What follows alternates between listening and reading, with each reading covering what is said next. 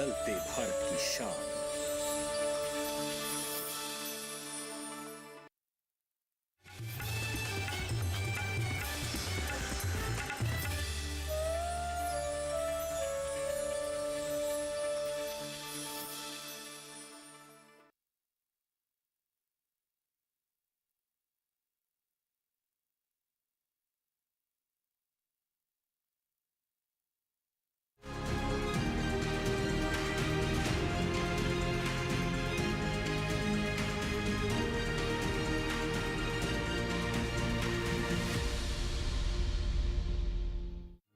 पीढ़ी दर पीढ़ी हमारे किसान अलग अलग स्पीसीज की अलग अलग वैरायटी इनको सहेज कर रखते गए और उसको विकास करते रहे। किसान की विरासत, धरती के वनस्पति संसाधन, एक अधिकार जिसका दुनिया भर के देश करते हैं सम्मान।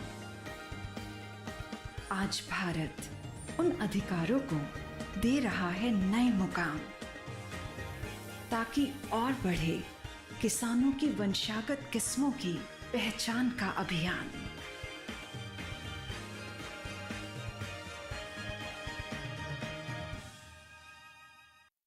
नमस्कार किसान भाइयों बहनों, दूरदर्शन किसान के कार्यक्रम कृषि दर्शन में स्वागत आप सभी का। मैं हूं आपके साथ आदिति शर्मा। हमारे इस कार्यक्रम में कृषि जगत से जुड़ी अहम जानकारियां हम आपके लिए लेकर आते हैं। क्या कुछ खास हलचलें हो रही हैं, इसके बारे में आपको जागरूक करते हैं। आज भी हमारे तीनों सेगमेंट्स विज्ञान और किसान, कृषि, स्टार्टअप और फार्मिंग इंडिया हम आपके लिए लेकर आए हैं, जिनके माध्यम से कुछ अहम जानकारियां आप तक पहुंचाई जाएंगी। तो फिर आइए आज के अंक की शुरुआत करते हैं।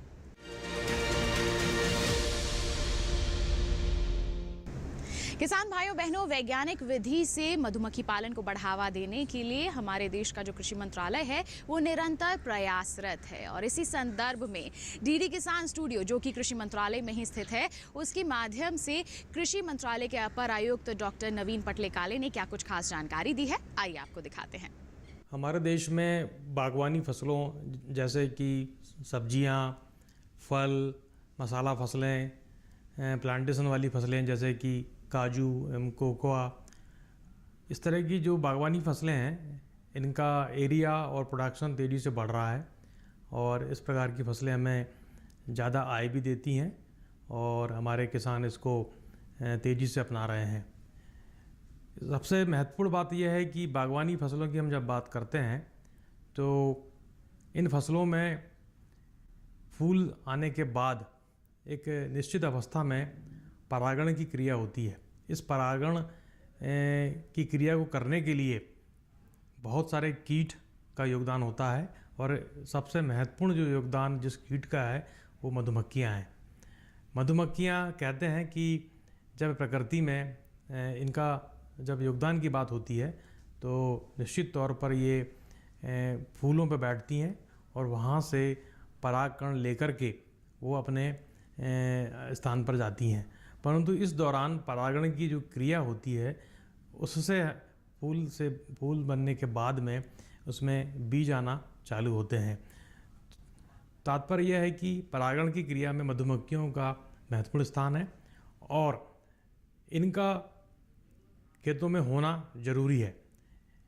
इन सभी बातों को ध्यान में रखते हुए ऐसी फसलें और या हमारी जो मुख्य फसल है उसके आसपास भी हमें ऐसे पौधे लगाने की ज़रूरत है जिसमें हमें समय समय पर या हर महीने जिसमें फूल मिलते रहें और मधुमक्खियों का स्थान बना रहे।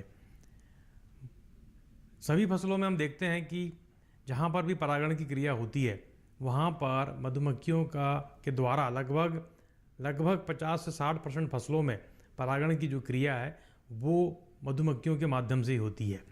और ऐसे स्थान जहाँ पर हम कुछ समस्याएं भी देख रहे हैं, जहाँ परागण नहीं हो पा रहा है या फूल बनने के बाद में फल नहीं बन रहे हैं, इस तरह की कुछ समस्याएं अभी तेज़ी से बढ़ रही हैं। इसका एक कारण ये भी है कि वहाँ पर मधुमक्खियाँ या तो नहीं हैं या दूसरे क्षेत्रों में पलायन कर गई हैं। हमें इस बात की ज़रूरत है कि हम मधुमक्खियों के स्थान को बना के रखें, उनको ज़्यादा से ज़्यादा कंजर्व करें और उनको बढ़ाने के लिए हम मधुमक्खी पालन करें। वर्तमान में मधुमक्खी पालन की बात बहुत तेज़ी से कही जा रही है और पिछले कुछ सालों में सरकार के द्वारा मधुमक्खी पालन को बढ़ावा देने के लिए और शहद उत्पादन के लिए बहुत सारे प्रयास किए गए हैं। उनमें से एक प्रयास राष्ट्रीय मधुमक्खी पालन एवं शहद मिशन भी है, जिसके द्वारा हम पॉलिनेशन सपोर्ट और शहद और उसके अन्य दूसरे जो उत्पाद बनते हैं उनको भी हम बनाने में जो सहायता मिलनी चाहिए वो हम दे रहे हैं। तो इस तरह से हम ये कह सकते हैं कि मधुमक्खी पालन को बढ़ावा देने के लिए सरकार के द्वारा एवं अन्य एजेंसियों के माध्यम से प्रयास चल रहे हैं और हमारे किसान भाई इसको अपना रहे हैं। मधुमक्खी पालन में ख़ास तौर पे एक निश्चित इनकम होने के लिए किसानों को प्रोत्साहित किया जा रहा है कि वो जितनी भी ऐसी फसलें हैं जिसमें परागण आवश्यक है उनमें वो एक वैज्ञानिक मधुमक्खी पालन करें, वहाँ पर वो गुणवत्ता युक्त कॉलोनी का निर्माण करें और धीरे धीरे वो फसलों के उत्पादन को भी बढ़ाएं और उसकी उत्पादकता को भी बढ़ाएं। मैं इस कड़ी में ये बात कहना चाहूँगा कि आजकल मधुमक्खी पालन में जो हमारी बी कॉलोनीज़ होती हैं या मधुमक्खियों की जो कॉलोनी होती है उसमें हमें 2-3 साल के बाद में अच्छी गुणवत्ता युक्त कॉलोनी की आवश्यकता होती है और इसी को बात में ध्यान रखते हुए सरकार द्वारा गुणवत्ता युक्त कॉलोनी को बढ़ाने के लिए और उनकी मात्रा को बढ़ाने के लिए भी प्रयास किए जा रहे हैं, जिसको हम न्यूक्लियस स्टॉक सेंटर बोलते हैं। ऐसी मधुमक्खी पालन या कॉलोनीज़ को बनाना जिसके द्वारा हमें ज़्यादा से ज़्यादा शहद भी प्राप्त हो और परागण की क्रिया भी चलती रहे। इसके अतिरिक्त तकनीकी प्रदर्शन, जिसमें ऐसे नए क्षेत्र जहाँ पर मधुमक्खियों का महत्व कम समझ में आ रहा है वहाँ पर बढ़ाने के लिए तकनीकी प्रदर्शन भी किए जाते हैं और राष्ट्रीय मधुमक्खी पालन एवं शहद मिशन के अंतर्गत तकनीकी प्रदर्शन, ट्रेनिंग और न्यूक्लियस स्टॉक का प्रोडक्शन एवं बहुत सारे ऐसे कार्यक्रम चलाए जा रहे हैं जो कि मधुमक्खी पालन को बढ़ावा भी दे रहे हैं और साथ ही बागवानी फसलों के उत्पादन को बढ़ाने के लिए और उनमें सही समय पर परागण की क्रिया करने के लिए मधुमक्खियों का स्थान निश्चित किया गया है। तो यहाँ पर यह बात सिद्ध होती है कि यदि हम अपने कृषि एवं बागवानी क्षेत्र में जितना ज़्यादा मधुमक्खी हम पालन करेंगे, हम 2 तरह से हमें फ़ायदे होंगे। एक तो फसलों में उत्पादन भी बढ़ेगा और दूसरा हमें शहद के अलावा ऐसे उत्पाद भी मिलेंगे जिससे किसानों की आय में उत्तरोत्तर प्रगति होगी। किसान भाइयों बहनों, अब कार्यक्रम में आपको दिखाते हैं हमारा सेगमेंट विज्ञान और किसान।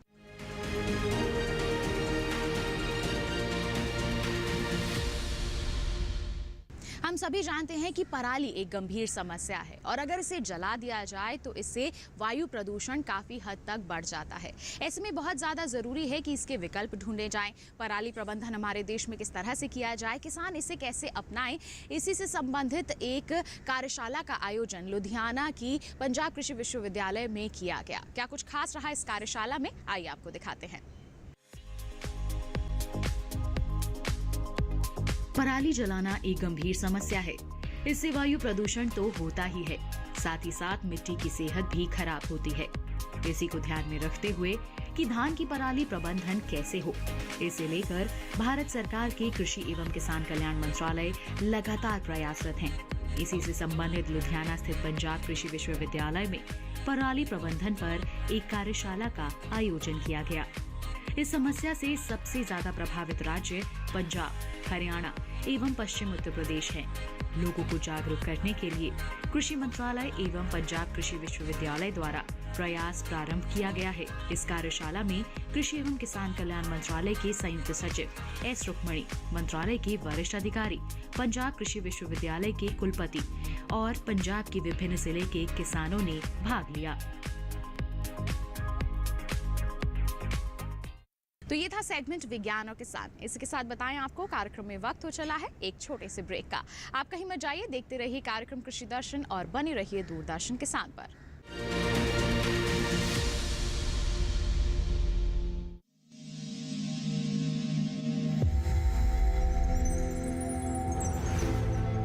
आत्मनिर्भर किसान भारत की शान।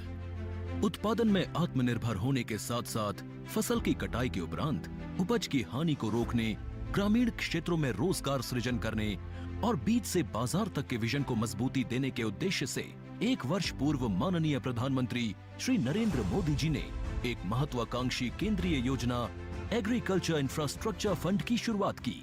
इस आधुनिक इंफ्रास्ट्रक्चर से कृषि आधारित उद्योग लगाने में एक बहुत बड़ा बदलाव आएगा और बहुत बड़ी गति आएगी।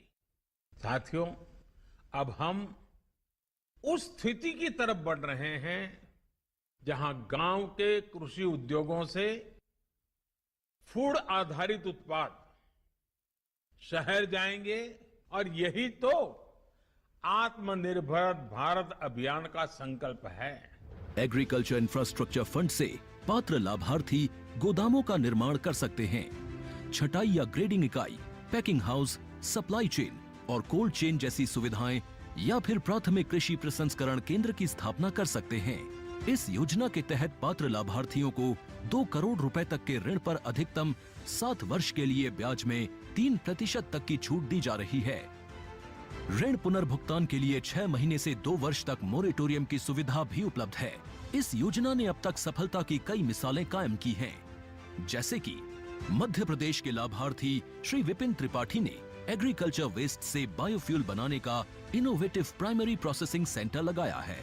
लोन मिलने की वजह से हम समय पर सारी मशीनों का प्रोक्योरमेंट और सारा सिविल वर्क टाइम पे करवा पाए, जिससे ये प्रोजेक्ट को लगाना संभव हो पाया।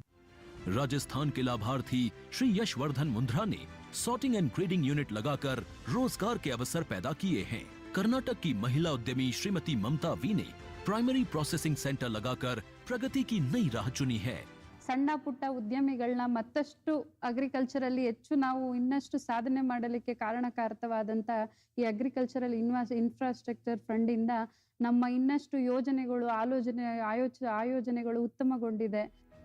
राजस्थान के लाभार्थी श्री दिनेश भट्टर ने जीरे की प्रोसेसिंग यूनिट लगाकर आसपास के ग्रामीणों को आत्मनिर्भरता प्रदान की है।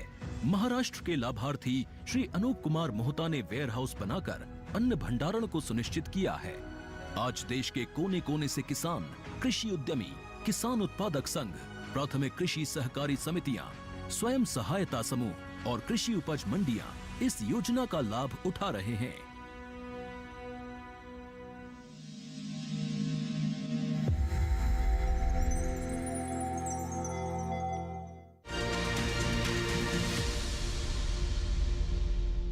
ब्रेक के बाद दूरदर्शन किसान के कार्यक्रम कृषि दर्शन में आप सभी का फिर से स्वागत।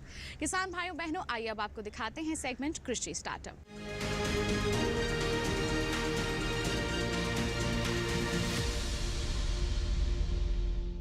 आज हम आपकी मुलाकात करवाएंगे लुधियाना में रहने वाले बीज उत्पादन करने वाले हमारे सफल किसान बलजिंदर सिंह से। ये बहुत ही आसानी से बीज उत्पादन कर रहे हैं, लेकिन शुरुआत से ही इनका सफर इतना आसान नहीं था।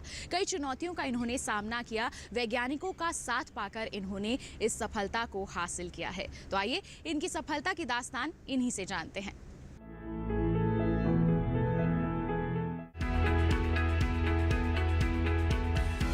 हमारे देश के किसानों ने अपनी मेहनत और लगन से कामयाबी की नई मिसाल कायम की है और इन्हीं कामयाब किसानों की फहरिस्त में एक नाम उभर के सामने आता है, बलजिंदर सिंह का। लुधियाना के एक छोटे से गांव में बलजिंदर सिंह को खेती करते देखकर आपको थोड़ी हैरानी हो सकती है। इनका रहन सहन, पहनावा और काम करने का तरीका गैर परंपरागत है। खेती का सारा काम बलजिंदर सिंह खुद करते हैं। खेतों में जुताई, बिजाई, सिंचाई और कटाई, ये सभी काम उन्हीं के जिम्मे है। फिर भी उनका आत्मविश्वास बताता है कि वो परंपरागत किसान नहीं है। खेती उन्हें विरासत में नहीं मिली है, लेकिन उन्होंने अपने अनुभवों और समझ के दम पर खेती को नए आयाम दिए हैं। उन्होंने अपने साथी किसानों को भी तरक्की की राह दिखाई है, जिस पर चलकर ये जान रहे हैं कि खुशहाली किसे कहते हैं। बलजिंदर सिंह ने अपनी कामयाबी का सफर उत्तर प्रदेश के एक छोटे से गांव से शुरू किया था। जब उनका परिवार लुधियाना आया, तब उनके पिता ने यहाँ जमीन खरीदी और वो खेती करने लगे। बलजिंदर सिंह अपने पिता को खेतों में काम करते हुए देखते थे। वो खेतों पर अपने पिता और स्थानीय किसानों को कड़ी मेहनत करते देखते, जिससे उनका घर चल रहा था। बलजिंदर सिंह का रुझान खेती की तरफ होता गया। उन्होंने निश्चय कर लिया था कि वो बड़े होकर किसान ही बनेंगे। शुरुआती दिनों में बलजिंदर सिंह ने अपने पिता के साथ गेहूं, धान और सब्जियों की खेती की, लेकिन उन्होंने अपने दायरे को बढ़ाने के लिए और अपने उत्पादों के सही तंत्र को समझने के लिए मंडी जाना शुरू कर दिया। यहाँ उन्होंने जाना कि क्यों किसान हर समय नुकसान में रहता है। उपज का अच्छा दाम नहीं मिल पाने और उपज के सही समय पर नहीं बिकने के कारण बलजिंदर सिंह बेहद परेशान रहते थे। खेती में आगे अच्छा करने के उद्देश्य से इन्होंने बीज उत्पादन करना शुरू करना चाहा, जिसके लिए इन्होंने बीज उत्पादन के विषय में 5 साल कड़ी मेहनत और प्रशिक्षण लिया, जिसके फलस्वरूप बलजिंदर सिंह बीजों के विषय में अधिकांश चीजें जान चुके थे। वो ये जान चुके थे कि बीजों का काम खेती से ज्यादा मुनाफे का है, लिहाजा उन्होंने बीजों का काम करना शुरू कर दिया और ये उनके जीवन का अहम फैसला था, एक ऐसा फैसला जो उनके आगे बढ़ने की नई राहें खोल सकता था। उन्होंने 10 एकड़ जमीन में बीजों का काम शुरू किया। स्थानीय किसान विश्वास पर बलजिंदर सिंह से बीज खरीदने लगे। बलजिंदर सिंह बीजों का इस्तेमाल पहले अपने खेतों में करते और गुणों की परख के बाद ही वो दूसरे किसानों को बीज बेचते थे। धीरे धीरे स्थानीय किसानों के बीच बलजिंदर सिंह ने विश्वास जमा लिया और वो प्रगति की राह पर आगे बढ़ने लगे। हौसला बढ़ा तो बलजिंदर सिंह बीजों की नई नई किस्में तैयार करते और किसानों को बेचते। उन्होंने बीजों की पैकिंग भी शुरू कर दी। अब वो किसानों को पैक किए हुए बीज बेचने लगे। उनके इस काम ने उन्हें नई पहचान दिलाई और साथ ही आर्थिक संपन्नता भी उनके घर आई। बलजिंदर सिंह किसानों को केवल बीज ही नहीं बेचते, बल्कि उन्हें बीजों के बारे में महत्वपूर्ण जानकारियां भी देते हैं। आज बलजिंदर सिंह किसानों को गेहूं और धान के बीज सप्लाई कर रहे हैं। वो चाहते हैं कि किसान बीज के व्यापार में आए और अधिक से अधिक मुनाफा कमाए। बलजिंदर सिंह का मानना है कि खेती को समझदारी और वैज्ञानिक ढंग से किया जाए तो ये मुनाफा देने वाला काम है। वो युवा किसानों से इतना ही कहना चाहते हैं कि वो खेती से जुड़ें और बीज उत्पादन कर ज्यादा से ज्यादा आमदनी कमाएं। तो ये था सेगमेंट कृषि स्टार्टअप। इसी के साथ बताएं आपको कार्यक्रम में हम रुक रहे हैं एक और छोटे से ब्रेक के लिए। आप कहीं मत जाइए, देखते रहिए कार्यक्रम कृषि दर्शन और बने रहिए दूरदर्शन किसान पर।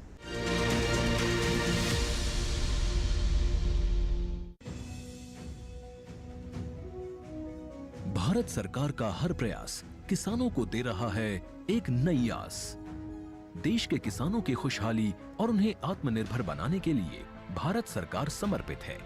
प्रधानमंत्री श्री नरेंद्र मोदी जी के नेतृत्व में कृषि क्षेत्र में किए गए निरंतर प्रयासों के फलस्वरूप देश खाद्यान्न व बागवानी के क्षेत्र में आत्मनिर्भर हो चुका है और देश में दलहन का उत्पादन भी बढ़ा है। इसी तरह भारत सरकार ने खाद्य तेलों के उत्पादन को बढ़ाने के भी अनेक प्रयास किए हैं। इसी क्रम को आगे बढ़ाते हुए माननीय प्रधानमंत्री श्री नरेंद्र मोदी जी के नेतृत्व में भारत सरकार ने दूरदर्शी निर्णय लेते हुए राष्ट्रीय खाद्य तेल मिशन ऑयल पाम की शुरुआत की है। इस मिशन से देश भर के किसानों को बहुत लाभ मिलेगा। कृषि के पूंजी निवेश में वृद्धि होगी, खाद्य तेल आयात पर देश की निर्भरता कम होगी और रोजगार के नए अवसर पैदा होंगे। खाने के तेल में आत्मनिर्भरता के लिए अब राष्ट्रीय खाद्य तेल मिशन ऑयल पाम का संकल्प लिया गया है। इससे किसानों को तो सीधा लाभ होगा ही, गरीब और मध्यम वर्ग के परिवारों को सस्ता और अच्छी क्वालिटी का तेल भी मिलेगा। यही नहीं, ये मिशन बड़े स्तर पर रोजगार का निर्माण करेगा। इस मिशन के अंतर्गत ऑयल पाम का रकबा और पैदावार बढ़ाने पर जोर देने के लिए सरकार ने 11,000 करोड़ रुपए से अधिक की सहायता राशि निर्धारित की है। मिशन के तहत सरकार ने ऑयल पाम की खेती के लिए रोपण आदि की सहायता में बढ़ोतरी करते हुए पहले मिलने वाले 12,000 रुपए प्रति हेक्टेयर को बढ़ाकर 29,000 रुपए प्रति हेक्टेयर तक कर दिया है। ऑयल पाम के पुराने बागों के पुनरुद्धार के लिए 250 रुपए प्रति पौधा के हिसाब से विशेष सहायता दी जा रही है। पौधारोपण सामग्री की कमी दूर करने और बीजों की पैदावार करने वाले बागों को भी सहायता दी जाएगी। इसके तहत 15 हेक्टेयर ऑयल पाम उद्यान के लिए 80 लाख रुपए तक की सहायता राशि दी जाएगी। इसके अलावा नर्सरी विकास के लिए 40 लाख रुपए तक तय किए गए हैं। पूर्वोत्तर और अंडमान राज्यों के लिए विशेष सहायता का भी प्रावधान है। ऑयल पाम के किसान ताजे फलों के गुच्छे यानी FFB का उत्पादन करते हैं, जिनकी वर्तमान में कीमतें अंतर्राष्ट्रीय मूल्यों में उतार चढ़ाव के आधार पर तय होती हैं। पहली बार केंद्र सरकार ताजे फलों के गुच्छे की कीमत के लिए किसानों को आश्वासन दे रही है। ये व्यवहार्यता मूल्य यानी VP कहलाएगा, यानी किसानों को कोई घाटा नहीं होने दिया जाएगा। व्यवहार्यता मूल्य VP तय करने की शुरुआत 1 नवंबर से होगी और अगले वर्ष 31 अक्टूबर तक जारी रहेगी। इसे ऑयल पाम वर्ष कहा जाएगा। इस योजना के तहत वर्ष 2025-26 तक ऑयल पाम का रकबा 6.5 लाख हेक्टेयर सृजित करने और कच्चे ऑयल पाम की पैदावार वर्ष 2025-26 तक 11.20 लाख टन पहुंचाने का लक्ष्य निर्धारित किया गया है। सरकार के इस महत्वपूर्ण निर्णय से देश में ऑयल पाम की खेती करने वाले किसानों में विश्वास पैदा होगा और वे खेती का रकबा बढ़ाएंगे। इस तरह पाम ऑयल का उत्पादन भी बढ़ेगा, जिससे किसानों की आय बढ़ेगी और ग्रामीण अर्थव्यवस्था भी सुदृढ़ होगी।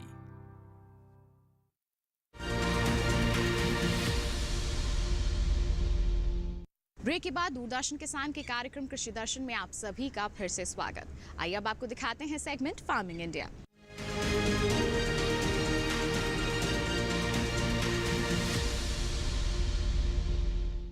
आज हम बात करने वाले हैं प्रधानमंत्री कृषि सिंचाई योजना की, जिसकी शुरुआत इसी सोच के साथ की गई है कि जल की बचत हो सके, वर्षा जल का भी संचयन किया जा सके। बता दें इसके कई घटक हैं और उन्हीं घटकों में से एक है आधुनिक सिंचाई पद्धति, जिसमें हम कह सकते हैं कि फव्वारा पद्धति आती है, टपक सिंचाई आती है। अगर हमारे किसान यानी कि आप लोग इसे अपना लेते हैं तो देखिए कितनी पानी की बचत कर सकते हैं, लागत में कमी ला सकते हैं और साफ तौर पर इससे आपके मुनाफे में वृद्धि ही होगी। तो किस तरह से है ये योजना आपके लिए फायदेमंद, आइए आपको बताएं। किसानों के चेहरे पर खुशहाली, हर खेत को मिल रहा है पानी। ये है न्यू इंडिया की कहानी। फसलों की भरपूर पैदावार के लिए बीज और खाद के साथ साथ जल एक महत्वपूर्ण कारक है। पानी की बचत न केवल मिट्टी के स्वास्थ्य में सुधार करती है, बल्कि उत्पादकता बढ़ाने और पर्यावरणीय लाभ प्रदान करने में भी मदद करती है। इसके अलावा पानी की उतनी ही मात्रा से लंबे समय तक सिंचाई तथा विस्तारित क्षेत्र में सिंचाई करने में भी मदद मिलती है।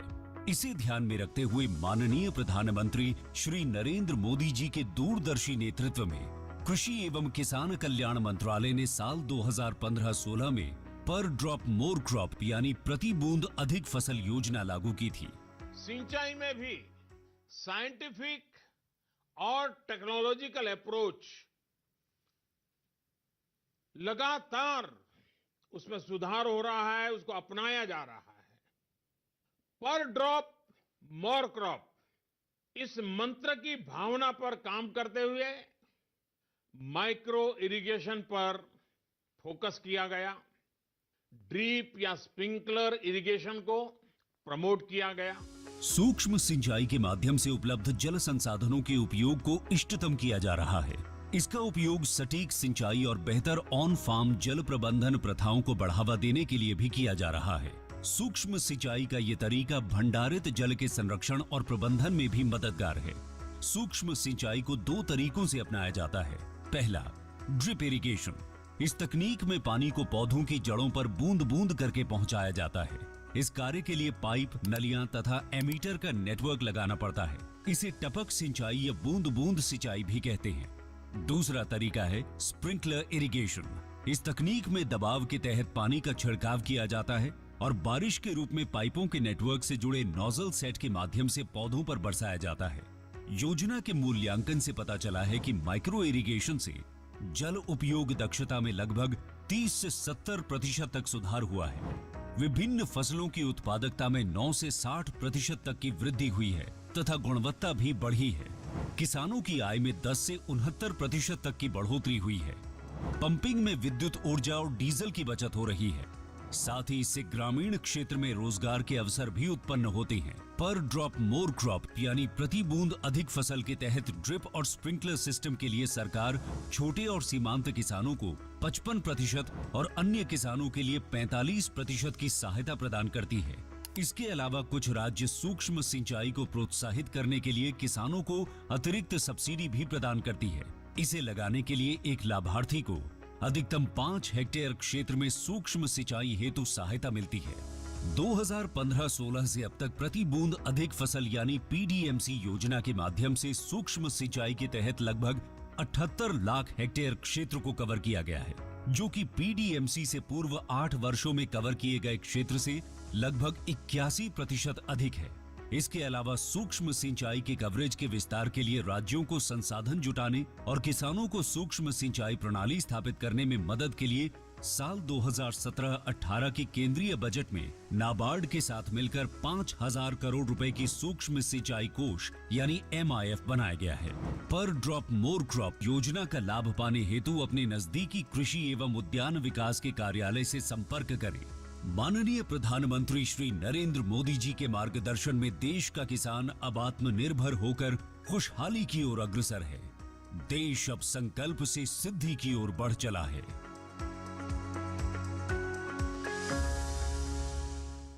अनंत असीम प्रकृति और उसमें निहित जीवन के रहस्यों के गूढ़ स्रोत, प्लांट जेनेटिक रिसोर्स। अपनी बायोडायवर्सिटी के संरक्षण और संवर्धन के लिए भारत पूरी तरह संवेदनशील है। वैज्ञानिक दृष्टि और समृद्ध कृषि परंपरा के साथ भारत जैविक विविधता के संरक्षण के लिए प्रतिबद्ध है।